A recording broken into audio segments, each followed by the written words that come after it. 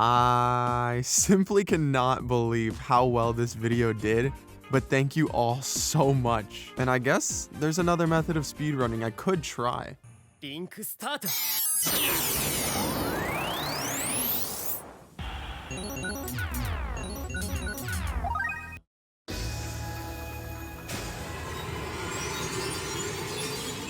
There's a massacre! As I enjoy going into these sorts of things without any prior knowledge, I was at first confused as to how controls worked in this new space of reality and how all of it worked. Wait! If I go down, I crouch. If I jump...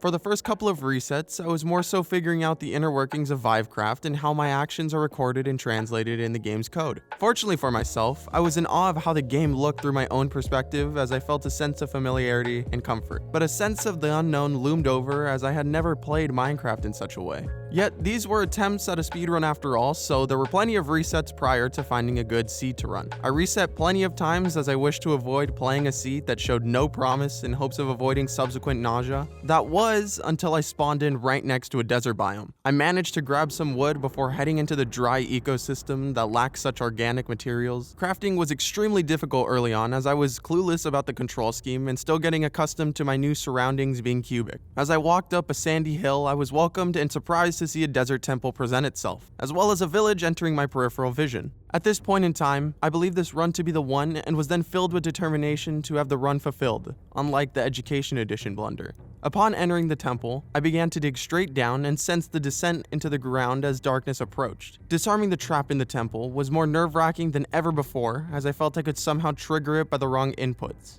Once doing so, I looted all the chests in a very slow fashion and pillared back up to the surface to visit the village nearby. Upon arrival, I was very hesitant and methodical in how to go about killing the iron golem, as I wasn't confident in my reflexes to run and pillar up swiftly enough. Upon taunting the iron golem, I accidentally hit a villager, as in Vivecraft, if you swing your primary hand, you will inflict damage to entities close by. I was confused, as I believed the iron golem would have become aggro upon attacking one, yet he didn't do so I had a bit of fun with my newly gained skill.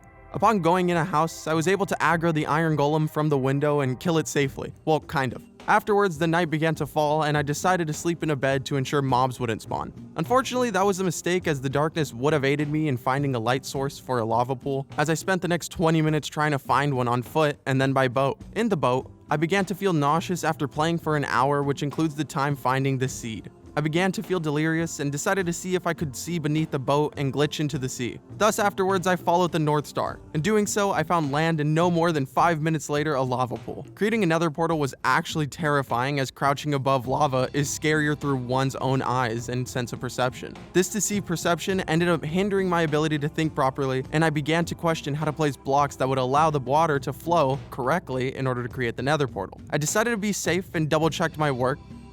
As I lit the portal and jumped into it, I slowly realized how different the experience in the nether would be as opposed to playing on a monitor. I spawned in a ravine-like structure, and lava began to quickly fall from above as the chunks had just loaded in. I ran away from the lava and began to pillar up, but the piglins and hoglins began to chase me as I had no gold armor. Now I'll tell you, piglins with crossbows, armors, and swords chasing you is much more frightening in VR than on a monitor. Luckily, I managed to get away due to the help of a hoglin saving me. However, this luck was very short-lived as a piglin ran behind me, and I was too late to realize I was being hit.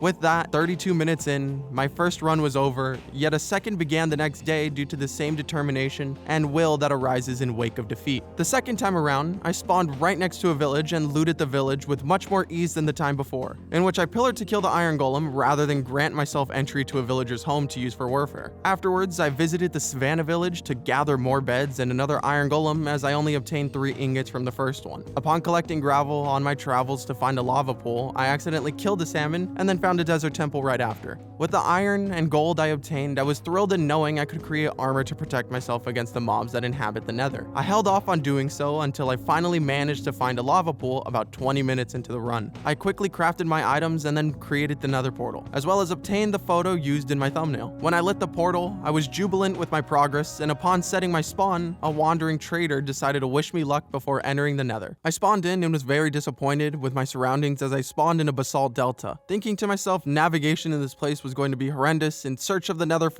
But then another fortress was no more than 20 blocks away. I once again was pleased. Once entering the fortress, the experience in VR felt much different from what I was used to. Normally in another fortress, you have F5 and a wider view of the enemies around you. But in VR, you don't have such luxuries. As well as being 2 blocks tall, the fortress feels massive and pressures one into feeling uneasy. Soon after, I found a bastion that was connected to it, but I have never practiced and was not aware of how stealing gold from them worked. I had seen it in multiple speedruns, but never learned the path as this technique was developed after I stopped speedrunning daily. I left it in my search of finding a blaze spawner, but wondered if it could be the gatekeeper for my run's success. I grabbed more chests as I found no spawner, and upon this search, I realized that if you mine a block with your hand, as opposed to the button, you could break blocks at your own speed and material of the tool. Again, no spawner, but as I walked down the corridor, I was greeted by a magma slime. And since I had been searching for well over 15 minutes at this point, I decided to take a break with him. I offered him food and tried to pet him without accidentally setting off a combat prompt.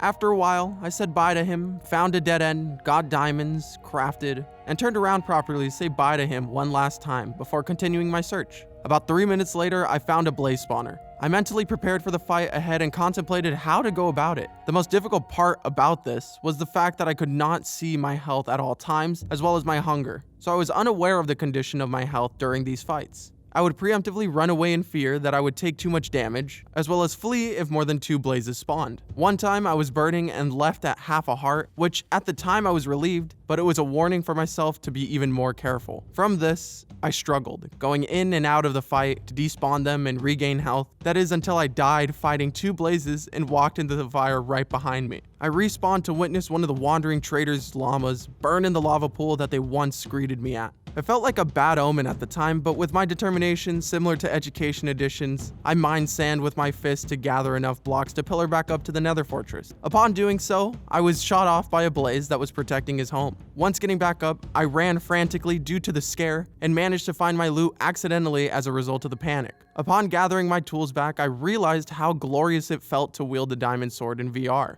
And with this confidence, collected the last blaze rod I needed. Next up was to mine gold in order to trade with piglin. I attempted to trade with 2 piglins, but I accidentally hit them due to the swinging mechanic in Vivecraft. I then decided to run back to the bastion to trade with more piglins, but couldn't find a single one until finding a cluster of them. I set them free, traded with them, and got 5 ender pearls from 18 gold. As stated previously, I was unaware of how bastion and piglin mechanics worked, so I went on a nomadic search for gold. The time spent mining gold was the most relaxing yet, as I was well equipped and comfortable with the control scheme at this point. Until...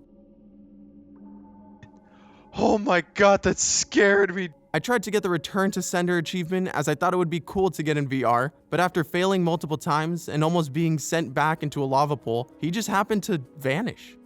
After collecting a fair amount of gold, I went back to trade with the piglins, but was attacked by an army of wither skeletons. The piglins defended their homes, but the wither skeletons were after me. I ran towards the fortress for shelter, as I knew the area, and was greeted once again by a blaze protecting his home. With him missing all his shots and a piglin saving me from an approaching wither skeleton, I decided to trade with him inside the fortress as a token of my appreciation. I begged the piglin for pearls, but he seemed to be dazed from the fight earlier as he gave me 2 trades for iron nuggets, which just so happens to be the exact same trade rate in 1.16.1 with ender pearls. Again, I went to mine more gold to trade, but I was unable to locate enough gold veins to trade with the piglins. With a heavy heart, I went back to the bastion to reap their riches, even after they helped me. Once again, I set up a trap in case they all aggroed on me from looting their chests, but to my surprise, they didn't care. I went to search for more chests and gold blocks, but was attacked by a hoglin on 2 separate occasions. After escaping the second attack, my perception within VR was inevitably my downfall, and the llama was not only a bad omen, but a foreshadowing of sorts.